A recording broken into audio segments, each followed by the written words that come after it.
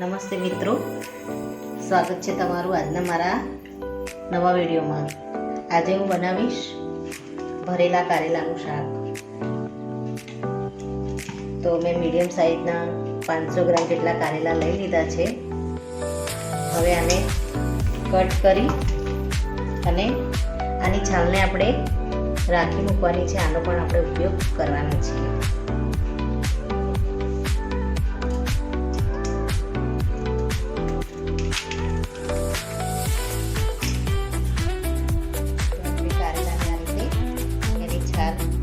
કાઢી લઈશું સરસ રીતે અને સુધારી લઈશું. તો મિત્રો, આપણા કારેલા સરસ રીતે સુધારી લીધા છે. હવે આને કટ કરીશું. આ રીતે એમાં કટ મૂકી દઈશું. અને કારેલા એકદમ કૂણા જ છે એટલે બી કાઢવાની કંઈ જરૂર નથી. જો બી થોડા કઠણ હોય તો તમારે કાઢી લેવા, પણ આ બી એકદમ કૂણા જ છે એટલે આમાં કાઢવાની જરૂર છે નહીં. આ રીતે બધા કારેલાને કટ મૂકી દઈશું આપણે. મિત્રો, આપણા કારેલા છે એકદમ સરસ રીતે એને કટ લગાવી દીધો છે. બધા કારેલા કૂણા જ છે, આમાંથી મેં બી નથી કાઢ્યા. હવે આ જે કારેલાની છાલ છે એને આપણે હવે અલગ બાઉલમાં લઈ લઈશું.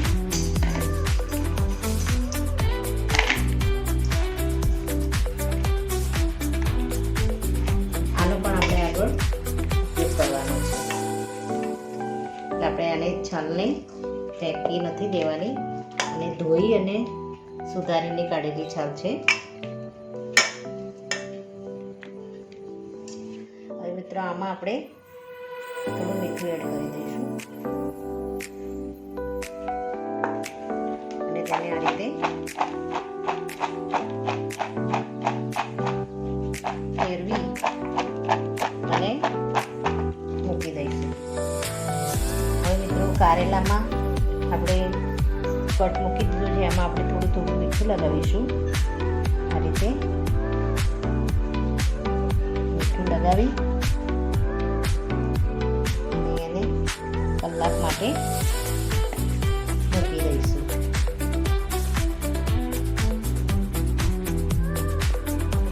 આની અંદર આપણે બધા કટની અંદર આપણે મીઠું લગાવી દીધું છે. હવે આને અડધા કલાક માટે મૂકી રાખીશું. તો મિત્રો, હવે આ આપણા કારેલામાં એકદમ મીઠું નાખ્યું હતું, એનું પાણી એકદમ બરાબર છૂટી ગયું છે. હવે આને આપણે સાફ પાણીથી ધોઈ લઈશું.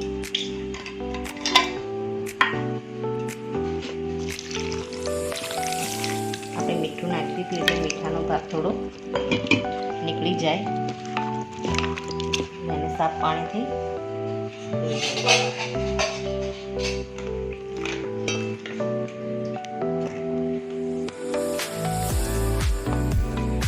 હવે આમાં થોડું પાણી એડ કરીશું. બીજું હળદર નાખીશું, અડધી ચમચી જેટલી. બરાબર હલાવી અને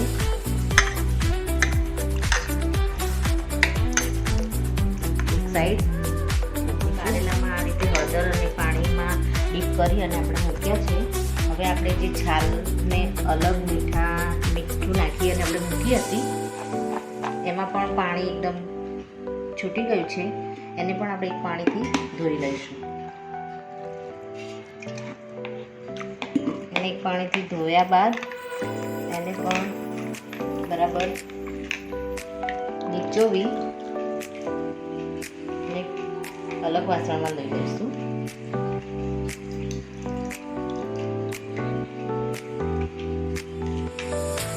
જેથી કરીને બધી કડવાશ નીકળી જાય. હવે આમાં પણ થોડું પાણી એડ કરીશું.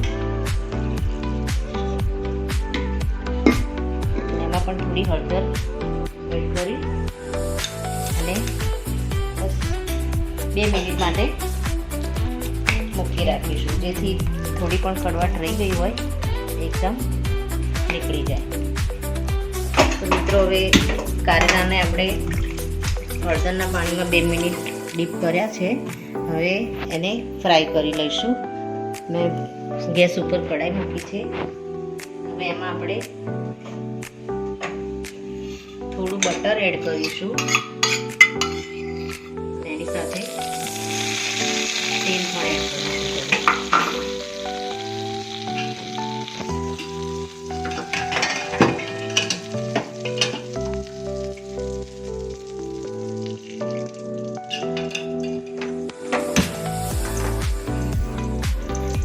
આપણે આમાં કારેલાને ફ્રાય કરી દઈશું. 1 ચમચી જેટલું મેં બટર લીધું છે અને 2 ચમચા જેટલું તેલ લીધું છે. મિત્રો આપણા કારેલાને સરસ રીતે પલાળી જાય છે. હવે આને આપણે જે તેલ મૂક્યું છે એની અંદર આપણે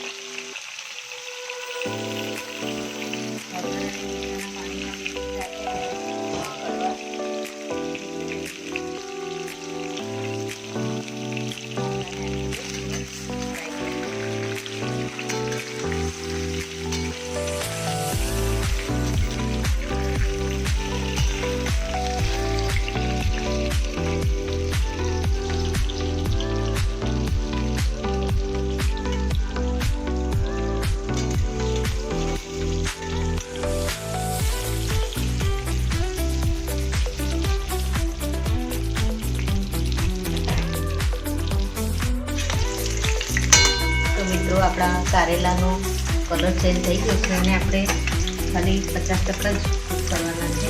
એકદમ વધારે ઓવર કૂક નથી કરવાના. મસાલો કલર આવી ગયો છે અને કારેલા બસ આ રીતે થોડા દબાય એ રીતના જ આપણે કૂક કરવાના છે.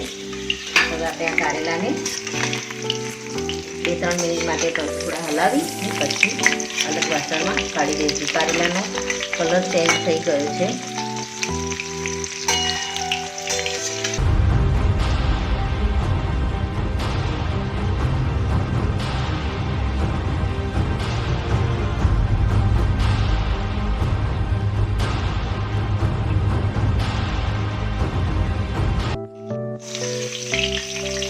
આપણા કારેલા ફ્રાય થઈ ગયા છે. સરસ એનો કલર પણ ચેન્જ થઈ ગયો છે. હવે આને આપણે અલગ વાસણમાં કાઢી લઈશું. ગેસને આપણે બંધ કરી દઈશું.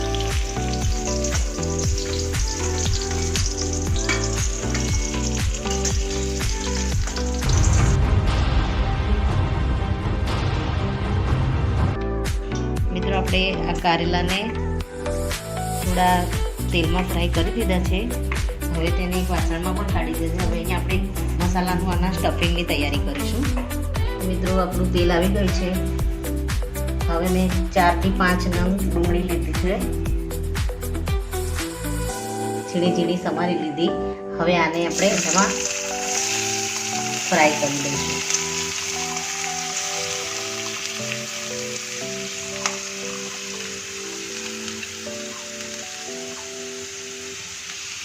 ડુંગળીને આમાં થોડું હલાવીશું. ત્યારબાદ આદુ મોટી સાઈઝનો ટુકડો આદુ લીધું છે. એને ઝીણું ઝીણું કટિંગ કરી લીધું છે. એને પણ આમાં એડ કરી દઈશું. હવે આદુ અને ડુંગળીને એકદમ બરાબર ફ્રાય કરવાનું.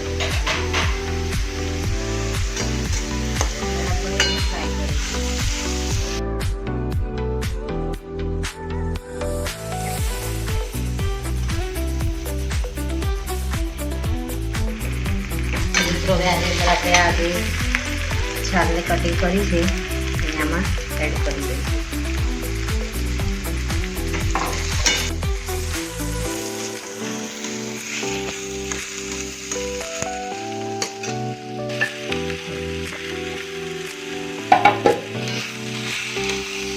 બરાબર એકદમ કલર એનો એકદમ ચેન્જ થઈ જાય ત્યાં સુધી આપણે આને ફ્રાય કરવાનું છે. થોડા હલાવીશું અને ફ્રાય કરતા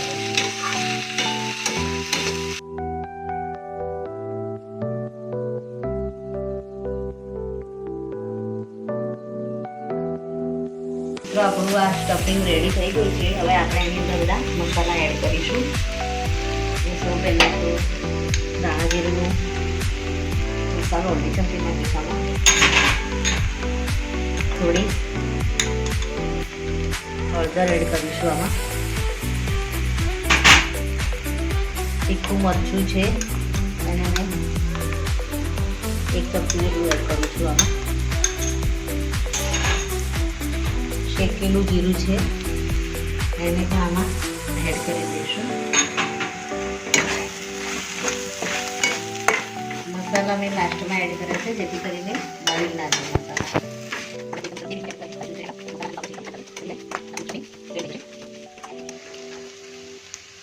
મિત્રો આપણું આ સ્ટફિંગ રેડી થઈ ગયું છે. હવે આપણે આને ઠંડુ કરવા મૂકી દઈશું એક સાઈડ અને અહીંયા આપણે બીજું વાસણ મૂકી દઈશું બીજા મસાલા માટે. તો મિત્રો આ વાસણ મૂકી દીધું છે. હવે આમાં આપણે થોડી એક ચમચી જેટલી મેં સોજી લીધી છે એ એડ કરીશું અને એને થોડી આપણે શેકાવા દેવાની છે એકદમ ધીમા ગેસે. અને એમાં પછી આપણે ચણાનો લોટ એડ કરીશું. શેકાય એનો કલર ચેન્જ થાય ત્યાં સુધી હલાવીશું. મિત્રો આનો કલર ચેન્જ થઈ ગયો છે. હવે આપણે એમાં થોડો એક ચમચી જેટલો ચણાનો લોટ એડ કરીશું. એને પણ આમાં ગરમ થવા દઈશું. ગેસની ફ્લેમ મેં બંધ કરી દીધી છે. સોજી ગરમ છે એટલે એમાં ચણાનો લોટ ગરમ થઈ જશે. હવે એને ગરમ ગેસમાં આપણે મૂકી રાખીએ. અમે એક ચમચી જેટલા શેકેલા સિંગદાણા લીધા છે તેને આપણે ખોળણીમાં એનો પાવડર કરી દઈશું. મિત્રો આપણા શેંગદાણા જે શેકીને રાખ્યા હતા એને મેં પાવડર બનાવી દીધા, ક્રશ કરી દીધા છે. હવે આપણે એને આમાં ચણાનો લોટ જે આપણે મૂક્યો હતો ગેસ ઉપર એને એમાં એડ કરીશું.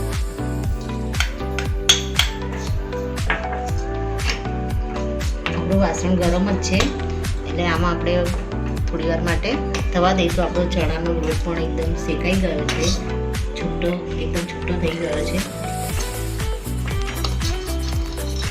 થોડી વાર માટે હલાવીશું. હવે ગેસને ચાલુ કરી અને આમાં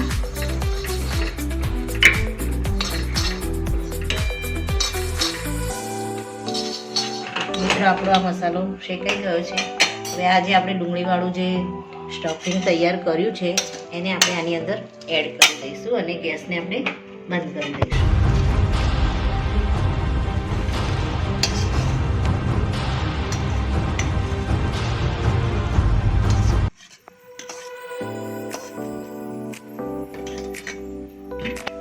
સ્ટફિંગનો મસાલો રેડી થઈ ગયો છે કારેલામાં ભરવા માટે.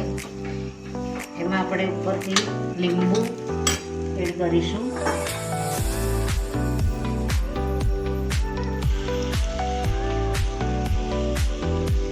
અને જો તમારે ગળ્યું ખાવું હોય તો એમાં તમે ગોળ અથવા ખાંડ એડ કરી શકો. મેં આમાં ગળપણનો ઉપયોગ નથી કર્યો.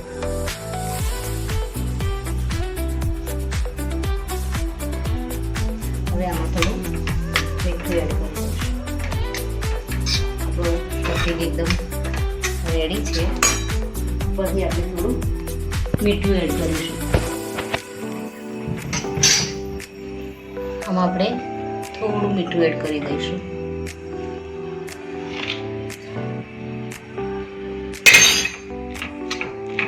આમાં તમે ગોળ કે ખાંડનો પણ ઉપયોગ કરી શકો છો. આપણું સ્ટફિંગ રેડી છે. તો મિત્રો આપણે આ સ્ટફિંગને થોડું ઠંડુ થવા માટે મૂકીશું. હવે આ બાજુ આપણે અલગ બીજો મસાલો વઘારમાં લેવાનો છે એ કરી દઈશું. અને અહીંયા અડધી વાટકી જેટલી દહીં લીધી છે. એમાં આપણે બીજો મસાલો કરવાનો છે. એમાં થોડી હળદર નાખી છે.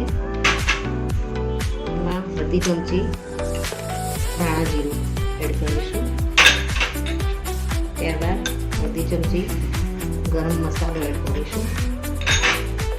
આગળ મેં અગાઉ તીખું મરચું એડ કર્યું છે, તો અત્યારે હું કલર માટે કાશ્મીરી મરચું 1 ચમચી આમાં એડ કરીશ. અને ઉપર થોડા કોથમીરના પાન એડ કરી અને આને બરાબર મિક્સ કરી દઈશ.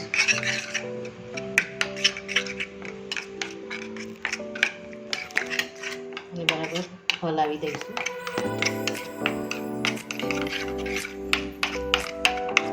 દહીંમાં મસાલા બધા મિક્સ થઈ જાય એ રીતે આપણે એકદમ ઘટ્ટા રીતે વઘાર માટેનું મિશ્રણ તૈયાર કરી દઈશું. સરસ તૈયાર થઈ ગયું છે. હવે આને 2 મિનિટ માટે હવે આપણું આ સ્ટફિંગ ઠંડી થઈ ગયું છે. હવે આને આપણે કારેલા જે ફ્રાય કરીને રાખ્યા હતા એની અંદર આપણે ભરી દઈશું.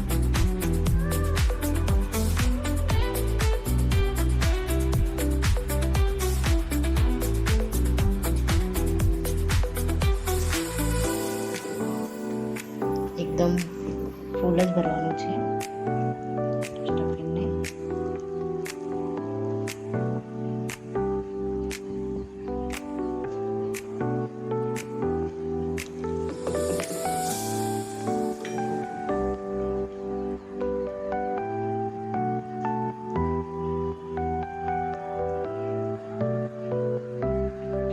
મિત્રો આપણા કારેલામાં બધું સ્ટફિંગ એકદમ સરસ રીતે ભરી દીધું છે.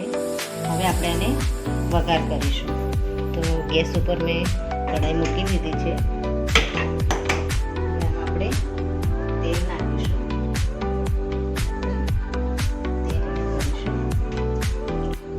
તેલને આપણે વઘાર નહીં લેવામાં ઉપયોગ કરીએ, કારણ કે પહેલાં પણ કારેલાને ફ્રાય કરેલા છે અને એનું જે સ્ટફિંગ છે એને પણ આપણે તેલમાં ફ્રાય કરેલું છે.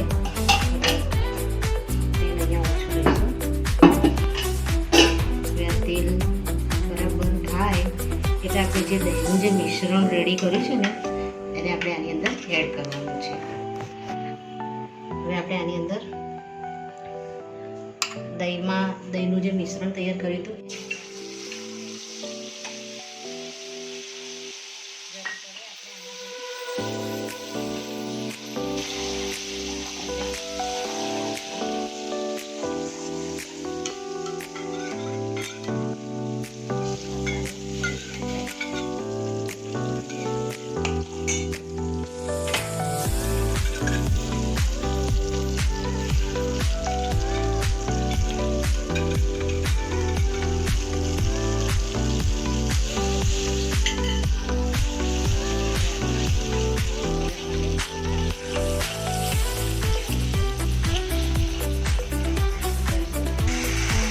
એડ કરી દઈશું બધા કારેલા. અને આને હાઈ ફ્લેમ ઉપર જ થોડી વાર માટે કૂક થવા દઈશું. આને આપણે પલટાવીશું નહીં, બસ એને આ રીતે થવા દેવાના છે, જેથી મસાલો બધો એમાંથી નીકળી ના જાય.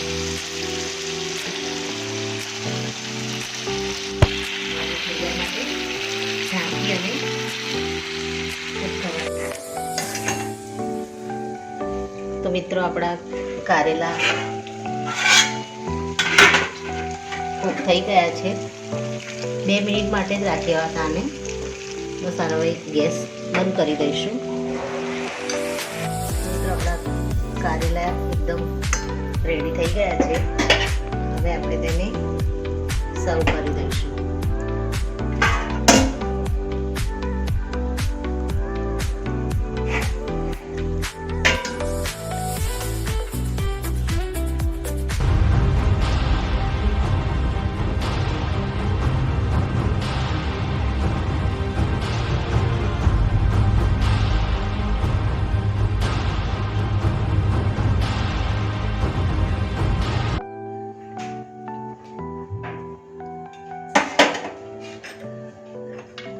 મિત્રો આપણા ભરેલા કારેલા રેડી થઈ ગયા છે.